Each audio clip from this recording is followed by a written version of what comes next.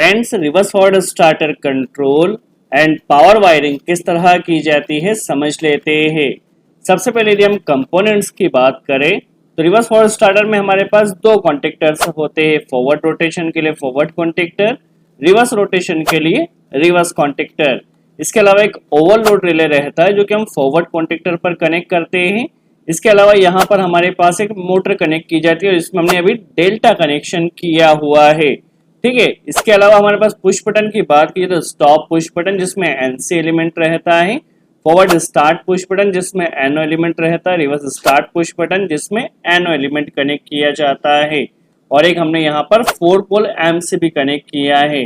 Connection को carefully watch कीजिए। सबसे पहले हम पावर वायरिंग कर रहे हैं तो एमसीबी में आप देख सकते हैं यहाँ पर हमारे पास आर वाई बी और न्यूट्रल सबसे पहले यहाँ पर इस एमसीबी में आया है। पावर वायरिंग की बात की जाए तो आर फेस कॉन्टेक्टर के L1 टर्मिनल पर कनेक्ट किया जाएगा, वाई फेस को L2 पर एंड बी फेस को L3 पर कनेक्ट किया जाएगा। जब फॉरवर्ड कॉन्टेक्टर ऑपरेट होगा तो सप्लाई यहाँ से निकलेगी और इसे कनेक्ट किया जाएगा ओवरलोड रिले के टर्मिनल्स पर, और ओवरलोड रिले के थ्रू यहाँ से जाएगी आर फेस जाएगा मोटे टर्मिनल पर, वाई फेस और बी फेस। तो जब फॉरवर्ड कॉन्टेक्टर ऑपरेट होगा उस कंडीशन में मोटे टर्मिनल पर R Y and B phase आएगा और मोटर हमारी फॉरवर्ड डायरेक्शन में रन करेगी। अब जैसा कि हम जानते हैं हमारी मोटर रिवर्स डायरेक्शन में कब रन करती है, जब फेज सीक्वेंस चेंज होता है। अब फेज सीक्वेंस किस तरह से चेंज होगा समझ लेते हैं। देखिए, रिवर्स कॉन्टेक्टर अभी हमारे पास है, यहाँ पर पावर कनेक्शन किस तरह किया जाएगा तो ये हमारे पास फॉरवर्ड कॉन्टेक्टर है, इसी के इनपुट से हमने आर फेज लिया, इसे L1 टर्मिनल पर कनेक्ट किया, वाई फेज को L2 पर और बी फेज को L3 पर कनेक्ट किया है। देखिए यहाँ पर कोई भी फेज सीक्वेंस चेंज नहीं हुआ है। L1 पर आर फेज, L2 पर वाई फेज और L3 पर अभी हमारे पास बी फेज आ रहा, फेज सीक्वेंस चेंज नहीं हुआ है। फेज सीक्वेंस हम कॉन्टेक्टर के आउटपुट पर चेंज करेंगे और यहाँ पर भी आपको ध्यान रखना है जो रिवर्स कॉन्टेक्टर का आउटपुट रहेगा उसे आपको ओवरलोड रिले के आउटपुट पर कभी भी कनेक्ट नहीं करना है। यदि आप ओवरलोड रिले के आउटपुट पर कनेक्ट करें तो रिवर्स डायरेक्शन में जब आपकी मोटर रन करेगी तो वहां पर आपको ट्रिपिंग नहीं मिलेगी। इसके लिए आपको क्या करना है, जो रिवर्स कॉन्टेक्टर का आउटपुट रहेगा करना है, यहाँ से देखिए जब हमारा रिवर्स कॉन्टेक्टर ऑपरेट होगा आर फेज यहाँ पर आएगा, तो आर को L1 पर कनेक्ट किया, that means R phase R की जगह पर जा रहा है।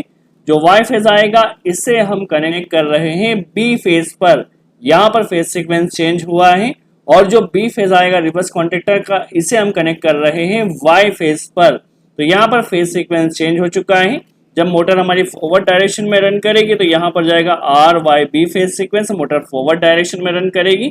जब रिवर्स कॉन्टेक्टर ऑपरेट होगा तो उस कंडीशन में फेज सीक्वेंस जाएगा आर बी एंड वाई, तो यहाँ पर फेज सीक्वेंस चेंज हो जाएगा, मोटर हमारी रिवर्स डायरेक्शन में रन करेगी। तो यह हमारी पावर वायरिंग हो चुकी है। कंट्रोल वायरिंग किस तरह से की जाएगी तो एमसीबी से देखिए, सबसे पहले कॉन्टेक्टर को ऑपरेट होने के लिए लाइन और न्यूट्रल हमें कनेक्ट करना होगा A1 एंड A2 टर्मिनल पर। तो अभी हम क्या कर रहे हैं, यहाँ से एमसीबी से न्यूट्रल लिया और इसे फॉरवर्ड कॉन्टेक्टर के A1 कॉइल पर डायरेक्ट कनेक्ट कर दिया, यहीं से लूप लिया और इसे रिवर्स कॉन्टेक्टर की A1 कॉइल पर डायरेक्ट कनेक्ट किया। दैट मीन्स दोनों ही कॉन्टेक्टर पर अभी हमने न्यूट्रल डायरेक्ट कनेक्ट किया है। कॉन्टेक्टर कब ऑपरेट होगा, जब उसे लाइन और न्यूट्रल मिलेगा। न्यूट्रल हमने डायरेक्ट कनेक्ट कर दिया। लाइन कनेक्शन को केयरफुली वॉच कीजिए। तो हमने क्या करना है, एमसीबी के आउटपुट से कोई भी एक फेज आपको ले लेना है। देखिए, हमने यहाँ से आर फेज लिया और इसे ओवरलोड रिले के 95 नंबर पॉइंट एनसी पर कनेक्ट कर देना है। यदि सभी कंडीशंस ओके रहेगी, कोई यहाँ पर फॉल्ट नहीं होगा ओवरलोड का, उस कंडीशन में 96 से सप्लाई पास होगी और इसे कनेक्ट कर देना है स्टॉप पुश बटन में। स्टॉप पुश बटन का आउटपुट जाएगा फॉरवर्ड स्टार्ट पुश बटन एनो एलिमेंट में, और इसी के इनपुट से एक लूप आपको कनेक्ट कर देना है रिवर्स पुश बटन के इनपुट टर्मिनल पर। दैट मीन्स दोनों ही पुश बटन के इनपुट में अभी सप्लाई आ रही है। सबसे पहले हम फॉरवर्ड की कंडीशन समझ लेते हैं।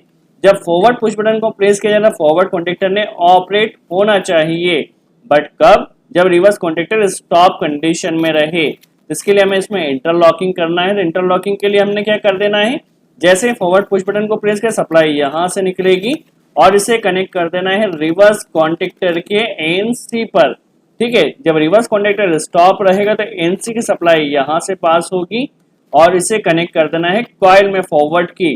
तो जब फॉरवर्ड पुश बटन को प्रेस किया जाएगा तो रिवर्स कॉन्टेक्टर स्टॉप कंडीशन में है, उस कंडीशन में फॉरवर्ड कॉन्टेक्टर ऑपरेट होगा मैनुअली। अभी हमने होल्डिंग कनेक्ट नहीं किया है, ठीक है।